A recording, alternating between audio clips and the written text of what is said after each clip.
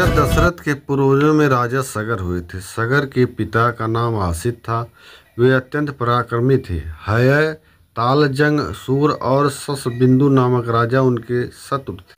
उनसे युद्ध करते करते राजा ने अपना राजपाट छोड़कर हिमालय में चले गए। कुछ काल बाद उनकी वहां मृत्यु हो गई। उनकी दोनों पत्नियां गर्भवती थी। उसमें से एक का नाम कालिंदी था। कालिंदी ने अपने सौत का गर्भ नष्ट करने के लिए उन्हें विष दे दिया। कालिंदी अपने गर्भ की रक्षा के लिए महर्षि च्यवन के पास गई। महर्षि ने उन्हें आश्वासन दिया कि उनकी कोख से एक प्रतापी बालक विष के साथ सगर जन्म लेगा। सगर माने जो विष के सहित उत्पन्न हुआ हो, अतः उनका नाम सगर पड़ा। सगर अयोध्या नगरी के राजा हुए। वे संतान प्राप्त करने के इच्छुक थे। उनकी बड़ी रानी विदर्भ नरेश की पुत्री केसनी थी। दूसरी रानी का नाम सुमित था। दोनों रानियों के साथ राजा सगर ने हिमवान के गिर पर तप किया। प्रसन्न होकर भृगु मुनि ने उन्हें वरदान दिया कि एक रानी को वंश चलाने वाले एक पुत्र की प्राप्ति होगी और दूसरी रानी से 60,000 साहसी पुत्र उत्पन्न होंगे। बड़ी रानी के एक पुत्र और छोटी रानी के 60,000 पुत्रों की कामना से केसनी ने असमंजस नामक पुत्र को जन्म दिया और सुमति के गर्भ से एक तुम्बा निकला, जिसके फटने पर 60,000 पुत्रों का जन्म हुआ। असमंजस बहुत दुष्ट प्रकृति का था। अयोध्या में बच्चों को सताकर बहुत प्रसन्न होता था। राजा सगर ने उसे अपने देश से निकाल दिया। कालांतर में उसका पुत्र हुआ जिसका नाम अंशुमान था।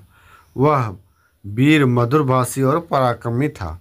राजा सगर ने विंध्य और हिमालय के मध्य यज्ञ किया। सगर के पौत्र अंशुमान यज्ञ की घोड़े की रक्षा कर रहे थे। जब अश्वमेध का समय आया तो इंद्र राक्षस का रूप धरकर घोड़ा चुरा ले गए। सगर ने अपने 60,000 पुत्रों को आज्ञा दी कि वे पृथ्वी खोद कर घोड़ा लेकर आएं। जब तक वो घोड़ा लेकर नहीं आते हैं तब तक अंशुमान दीक्षा के लिए यज्ञशाला में ही रहेंगे। सगर के पुत्रों ने पृथ्वी को बुरी तरह खोद डाला, जंतुओं का भी नाश कर दिया। देवतागण ब्रह्मा के पास पहुँचे और बताया कि पृथ्वी और जीव जंतु कैसे चिल्ला रहे हैं। ब्रह्मा ने कहा कि पृथ्वी विष्णु भगवान की स्त्री है। वे ही कपिल मुनि का रूप धारण कर पृथ्वी की रक्षा करेंगे।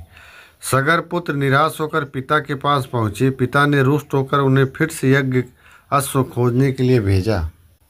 उन्होंने पृथ्वी को 1000 योजन तक खोदकर पृथ्वी धारण करने वाले विरूपाक्ष नामक दिग्गज को देखा।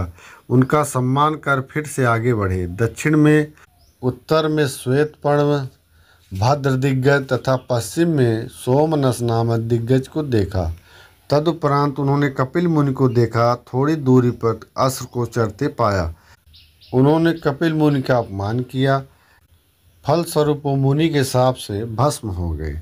बहुत दिनों तक पुत्रों को लौटता न देखकर राजा सगर ने अंशुमान को अश्व ढूंढने के लिए भेजा। वे ढूंढते ढूंढते अश्व के पास पहुँचे जहाँ चाचाओं की भस्म स्तूप पड़ा था। जलदान के लिए आसपास कोई जलाशय भी नहीं मिला। तभी पक्षी गरुड़राज उड़ते हुए वहाँ पहुँचे और कहा, ये सब कपिल मुनि के शाप के कारण हुआ है, अतः साधारण जलदान से कुछ न होगा, गंगा का तर्पण करना होगा।